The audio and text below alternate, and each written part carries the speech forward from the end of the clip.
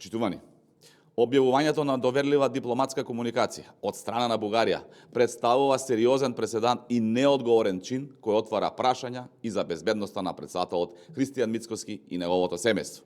Во документот, што беше јавно објавен, се содржани чувствителни информации, меѓу кои детали за службените возила, лицата кои патувале, локацијата на престојот на семејството на претседателот, како и радиофреквенцијата што ја користело обезбедувањето.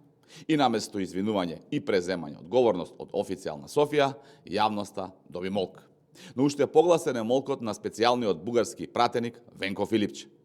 Човекот кој со месеци ги релативизира бугарските позиции и настапува како нивен најгласен адвокат во Македонија, денес нема ниту еден збор или осуда за овој дипломатски скандал.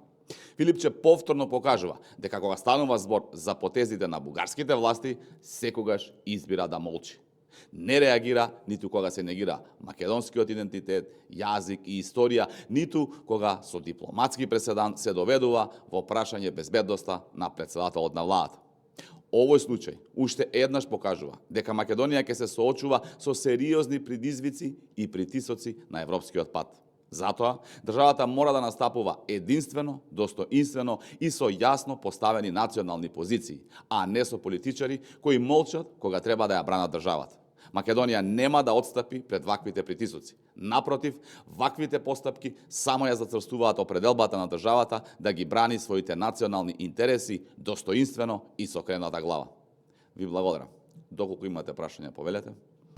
Докаде се разговорите со владините коалициони партнери за реконструкција на владата? Благодарам. Разговорите со Вреди и Знам се во тек.